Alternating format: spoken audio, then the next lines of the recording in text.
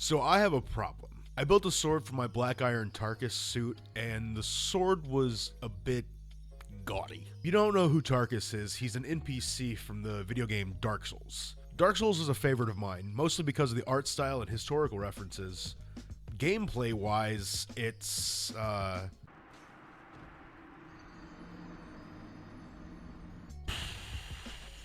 Anyway, I built the sword in like 24 hours before a competition, and I'm not happy with it anymore.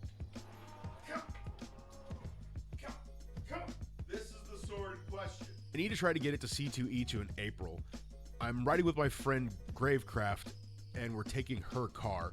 The trouble is that it's too big to get in there. I'm worried about damaging the prop, but she's more worried about damaging the car. So I want to take the sword with me to C2. It's 7'2" and it breaks down to 5 foot. 7'2"? Yeah, it's 7'2". No. It's gonna damage my car. It's like the paint. It could chip my paint. It could damage the leather. It's inside the car. Yeah, but if it's probably gonna stick out since it's that big, we probably have to like roll the window down, and then it's gonna be cold. We'll have the windows down the whole time. No. Counter offer. No. Please? No. The sword is a little bit over 7 foot because I'm an idiot. I tried my best to make it easier to transport by having the handle be removable, but it's still too large. Plus, it's a pain in the ass to take apart and put back together.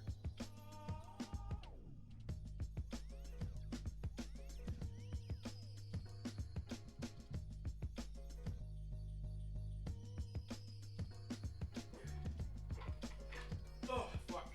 Yeah, it takes forever, but I was really nervous it was gonna break, so the threaded rod that's inside of it is necessary. I've also got to consider that the shield is about 4 foot tall and very wide, as well as the tote I carry Tarkus in is large enough for me to fit inside of it. I am not small. I am very wide. So yeah, it's a problem. This time I gotta go smaller. I'm gonna fix it by building Tarkus's actual greatsword from Dark Souls 1. Now this isn't a build tutorial by any means, but I want to show you the build process for my sword and hopefully show you some cool tricks that you might use in your next build, as well as some techniques that you may not have seen before. So since I wanted this to be a quick build, I decided to pull a model of the greatsword instead of making my own pattern from scratch.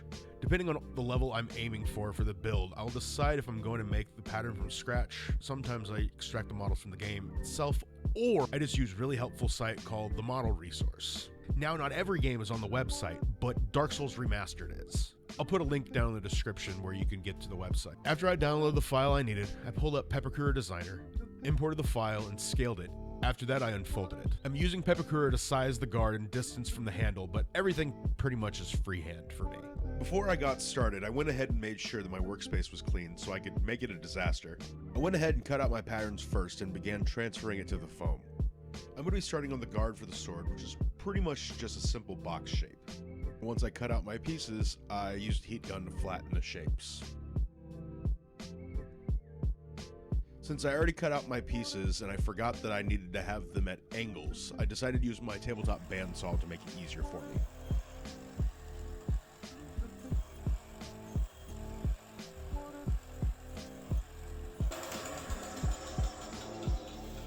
After I cut everything out, I used contact cement to start gluing up the pieces. Then I got out my blow dryer to speed up the drying process a bit. When I recorded this in my shop, it was about 39 degrees Fahrenheit, so it would take a bit to dry. Also, forgive the frequent camera angle changes, and not in frame shots. This is the first time I've tried to record an entire build and not just a few video clips, so I'm using this video as an excuse to get the hang of things. After I started assembling the pieces, I started noticing that they weren't lining up as nicely as I'd like. So I pulled out my Dremel and began sanding down the edges so that they would lay flat, not curve as much. I began assembling the side walls, and I realized that I had not cut the correct angles that I needed to make the shape. I don't know if I just didn't think about the geometry of the shape I was making while planning this out, but I do remember that I wanted to leave this part in the video. There's a huge misconception among makers in the cosplay community that if you make tutorials and other how-to content, you get it right the first time, every time. I wanted to assure you that that isn't the case. Some videos might only be 10 minutes, but planning the build and getting the correct shots take a lot of time to get, and there will always be mistakes. I think I decided 24 hours beforehand that I wanted to make a video over the sword I'm building. So I'm really just some asshole in his garage clipping videos together of something that I made and recording myself dubbed over the footage that I'm watching. After figuring out what the fuck I'm doing, I get my scraps out again and I start cutting. Also, ignore the knife shape. That's for a future video that I have in the pipeline. Once I finish cutting out my pieces and glued everything together, we finally have the simple shape that we should have had the first time. I started gluing up both shapes we created and attached them together. Now we have kind of a good looking box thing. Don't worry, I'll be covering the imperfections when it comes time to paint. Now I'm gonna make a hole for the core to run through to make sure that the core runs straight through and it's not crooked. I found a garden stake in the shop that looked long enough, so I grabbed that. I placed the stake on the foam and I started rotating it to kind of score where I needed to cut, but the stake was sharp enough that I was able to use it just to cut the hole. Then I punctured the second hole and threaded it through the garden stake. As you can see, it's a bit bigger than the box itself. I'm going to trim it down to shape once the pieces are combined and dried. Then I cut out 2 circles and rounded them out. They're going to be used as decorations for the 2 faces of the guard. After cutting the extra foam off the box, I started rounding those edges as well. Next, I'm going to build the pommel. I wanted to use something sturdy, so I dug up a piece of scrap 90 Shore hardness foam that I've had for a while. After I got close to the size I wanted, I started cutting out my piece. I decided it wasn't thick enough, so I added 2 small pieces of 6mm foam to each side to bulk it out. Then I started tracing out the shape that I wanted so I could use my bandsaw to cut it down.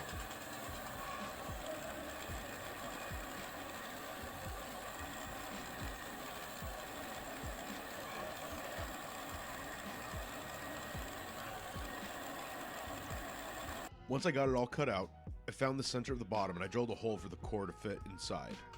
BAM! Drill bits!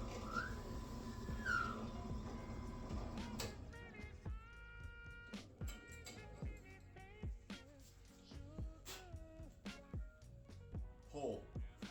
So after putting on the pommel and measuring out how long I wanted the handle, I realized that I wanted the blade to be a bit longer than the core I had. I found some pretty thick gauge wire and decided to use that to add some length. Plus, if the tip gets bent, I can flex it back into place. Now you're probably wondering, why don't you go out and get something longer for the core? I would, but I don't want to leave the shop because it's very cold outside. I also want this to be a one-day build and just use what I have on hand. I am also very stubborn. Needless to say, it was a struggle. The wire got stuck halfway through, so I decided to cut it and go from there. Also, I realized I don't have anything to really cut the wire, so I just got out Old Faithful, which is a pair of bolt cutters. The absolute max length I want is about 5 foot, and it's just under 2 inches. Yeah, we're about 2 inches short. So I originally planned for the sword to be about 54 inches, which is about 4.5 feet.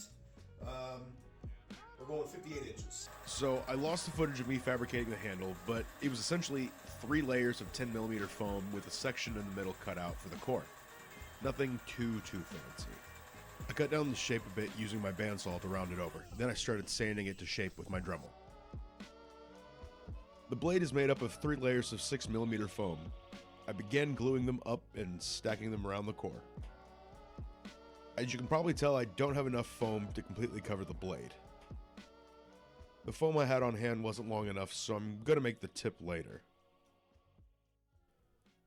The boys were over, so I recruited one of them to help me align the final layer since it was kinda long. We didn't make it in the 1-day build time frame, so we're into the next day. I cut out 2 pieces of 6mm foam for the tip of the sword, and began using my Dremel to carve a small channel at the bottom for the rod to fit in. After gluing both sides, I then sandwiched them together between what was left of the exposing core. I designed it so that the blade is thicker than the tip, so it'll taper down to the thin point. Now that it's time to start removing material, I started sawing away. Once I got rid of the big chunks, I switched to my handheld belt sander. Alright, we're in the home stretch. I got the guard glued to the sword, and then I got out my materials, because we're about to texture the blade. For the texture I'm going to do, you'll need raw cotton batting and rubber brush-on paint called Creature Cast. I learned this technique from Modulus Props here on YouTube. I'll post the link to his video in the video description below. After the blade and guard were completely coated, I began attaching the handle and the pommel.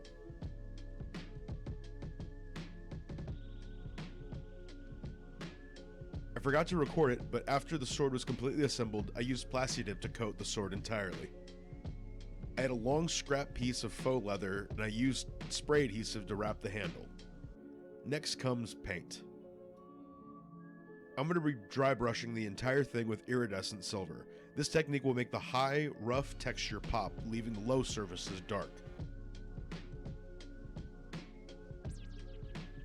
Last but not least, I'm going to be doing the last bit of texturing. I'm going to be using my favorite technique for rust. It involves regular PVA glue and iron powder.